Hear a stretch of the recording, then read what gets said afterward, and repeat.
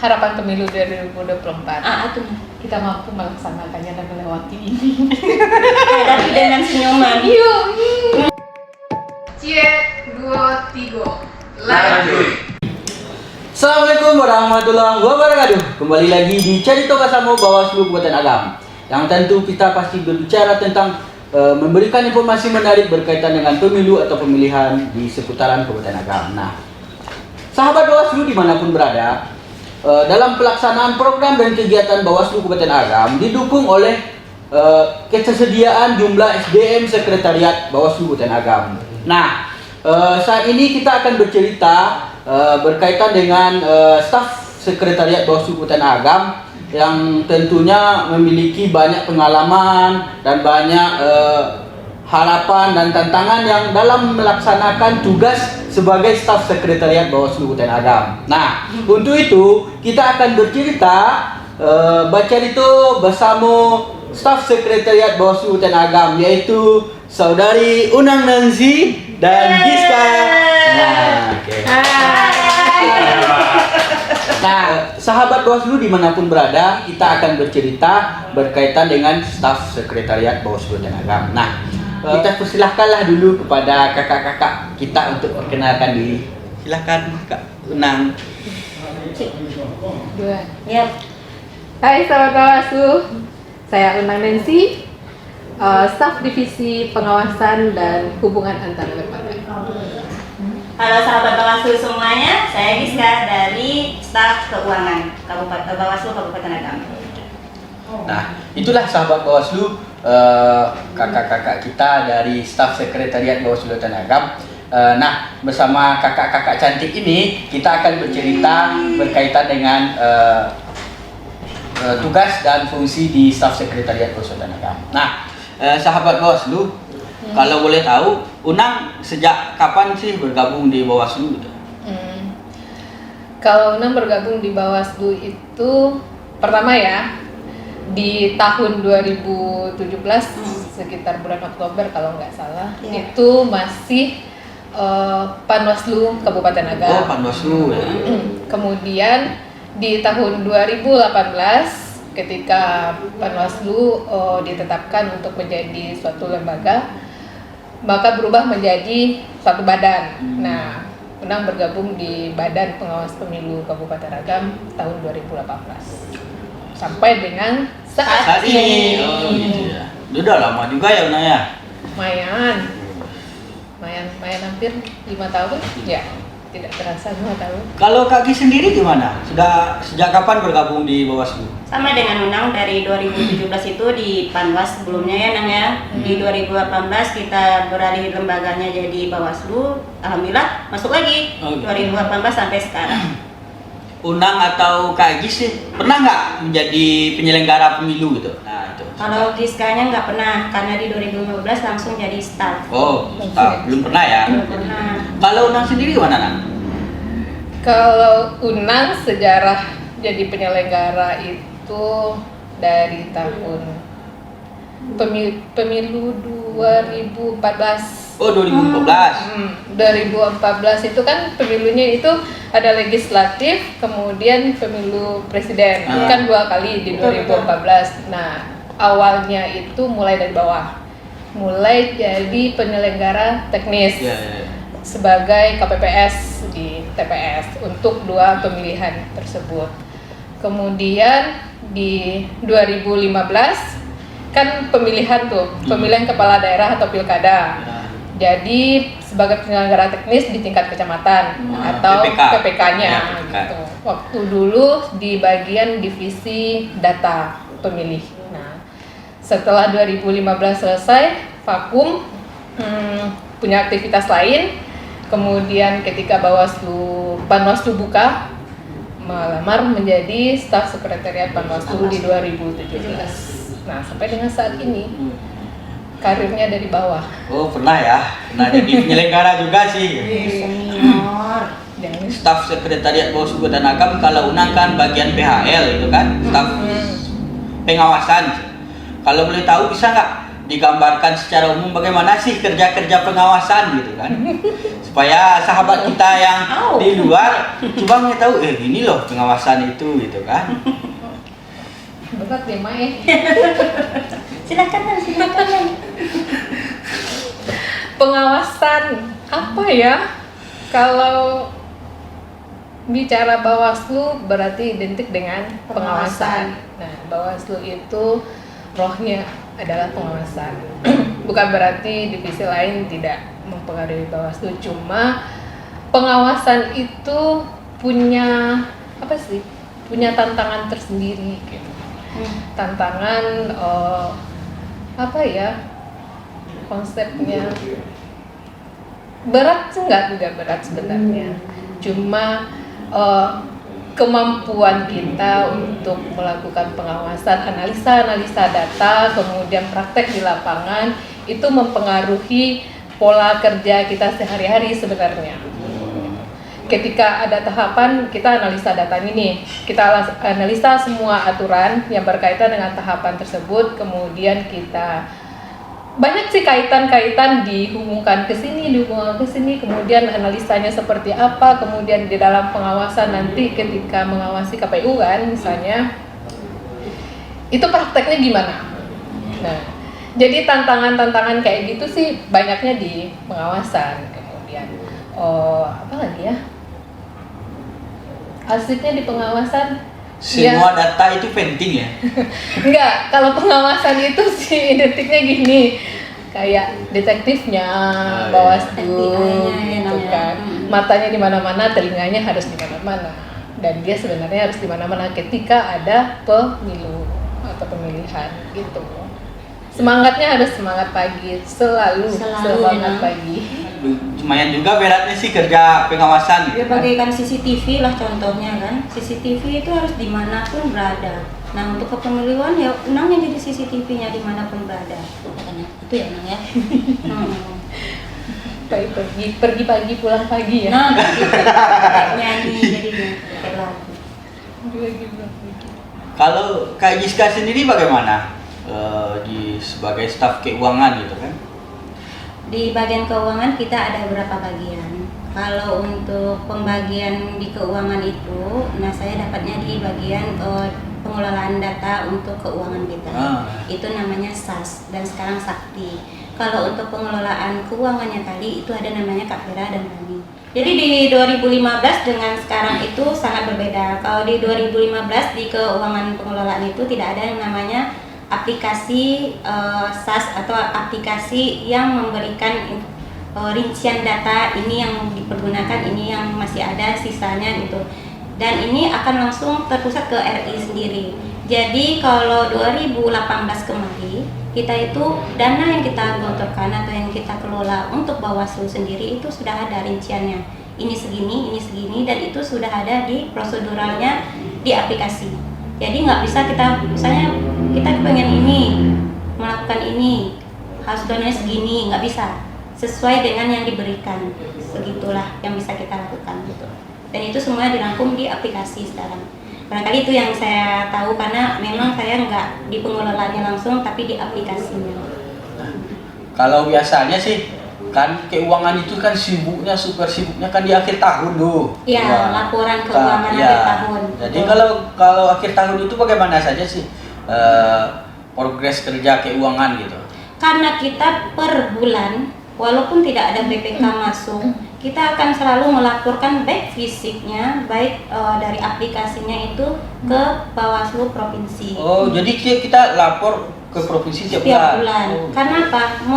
Meminimalisir untuk terjadinya kesalahan. Jadi ketika kita nanti di akhir tahun, kita hanya merekap yang Desember aja lagi. Tidak dari Januari kita lakukan. Makanya kita dapat penghargaan Bawaslu Provinsi, lebih tepatnya bukan kitanya, tapi nggak mungkin kan Bawaslu Provinsi saja, pasti 19 kabupaten kota juga berkontribusi di dalamnya. Kemarin dapat penghargaan di bagian keuangan dengan pelaporan cepatnya, juara 2 nggak salah kita, nomor 2 kita di RI. Karena itu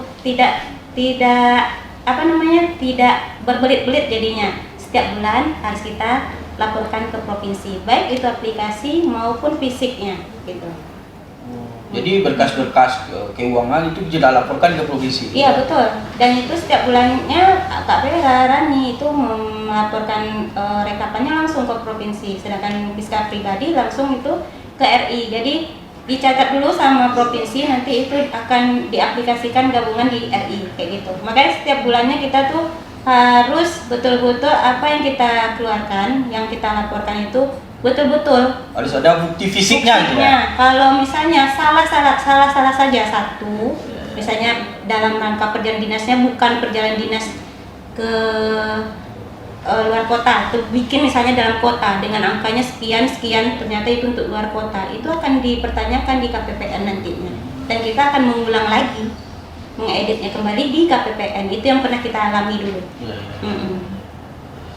Nah, itu Sahabat Bawaslu, kita sudah berbicara berkaitan dengan sejak bergabung dan apa tugas itu kan, dan apa saja yang sudah kita lakukan, di antaranya pergi pulang pagi itu kan staf pengawasan itu tidak asing lagi di telinga jajaran pengawas itu.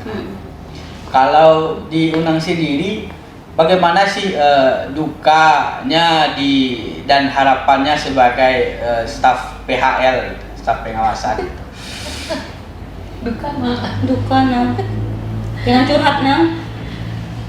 Curhat boleh dong. Curhat dong Zul. Iya. Duka apa ya? Gini, ketika pengawasan itu dimulai atau tahapan dimulai, waktu itu nggak kehitung. Artinya kalau seandainya hari ini bisa lebih dari 24 jam, mungkin akan bekerja sampai lebih dari 24 jam. Itu dukanya. Tapi sukanya di situ juga gitu. Apa masalahnya? Yang membuat sukanya gini ya. Tantangannya gimana sih gitu. Tantangannya seperti apa sih gitu. Gimana sih caranya kita melakukan pengawasan dengan kondisi yang seperti ini?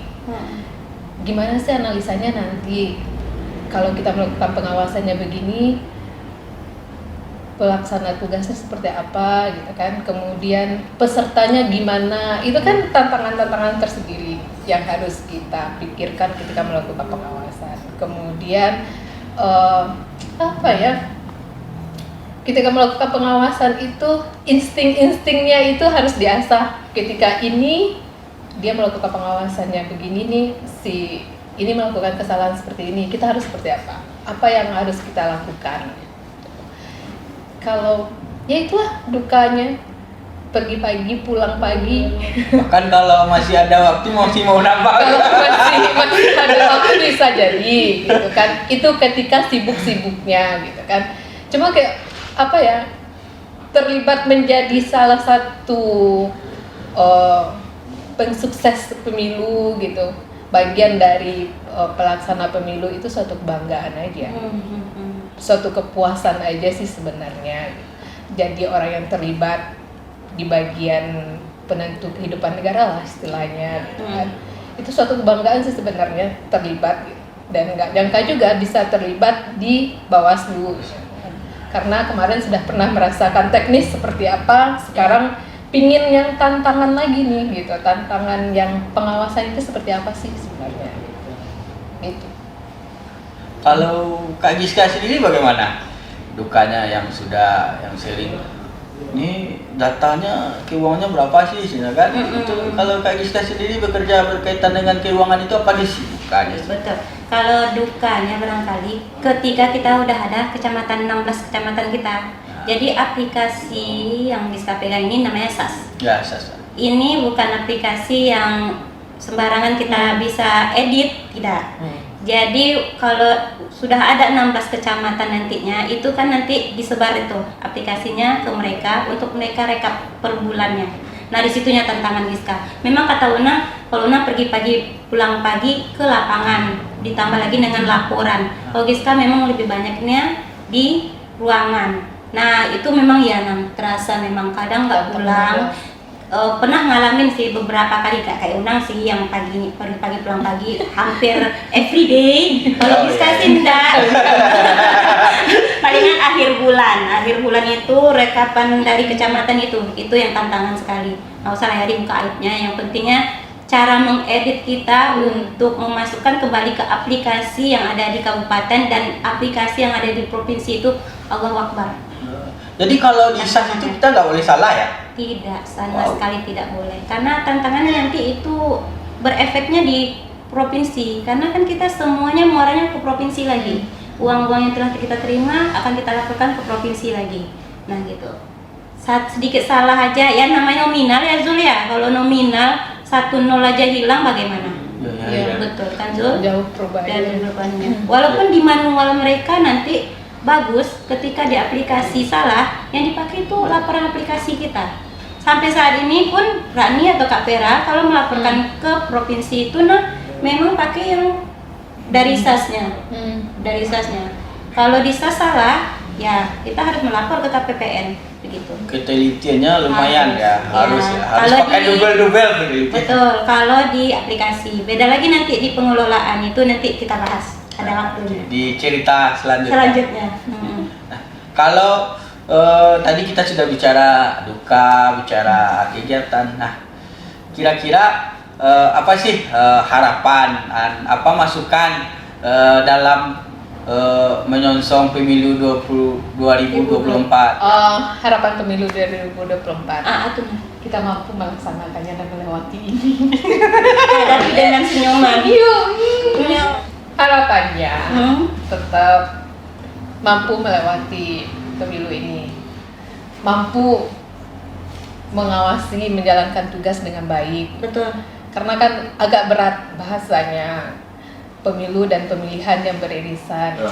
Harapannya biar mudah-mudahan dikabulkan Allah ya, kita tetap sehat. Apalagi ini 2024 kita semuanya serentak, ya kan, yang beririsan itu serentak. Jadi di 2024 diberikan kesehatan, rezeki kita tetap berkeluarga di Bawaslu, amin ya Allah. Terus di keuangan, apalagi ini betul-betul lama ya kerja kita untuk di kecamatan, terutama mudah-mudahan kami solid lah sama kecamatan gitu untuk memberikan laporan-laporan keuangan ini tetap baik dan tetap kita pertahankan penghargaan kita gitu dia. Tadi kita sudah berbicara berkaitan dengan harapan dalam pemilu 2024. Kalau untuk staf sekretariat kita sendiri bagaimana? Harapan kita? Ya. Sebagai yang senior Harapannya moga-moga tahun depan ada NIP-nya. Allah. Amin. Semoga tetap ada di Bawaslu Agam. Amin. Dan Bawaslunya semakin jaya dan bersinar di tahun ke depannya. Sahabat Bawaslu, itulah tadi bincang-bincang kita bersama Unang dan Kak Giska berkaitan dengan staf dan kerja staf sekretariat Bawaslu Agam. Nah, sahabat Bawaslu, terima kasih kepada sahabat Bawaslu yang sudah menyaksikan cerita bersama Bawaslu Agam ini, dan terima kasih kepada Kak Giska, Unang yang sudah meluangkan waktunya. Sampai jumpa lagi di edisi selanjutnya. Bersama rakyat, awasi pemilu. Bersama Bawaslu, kita tegakkan keadilan pemilu. Salam awas.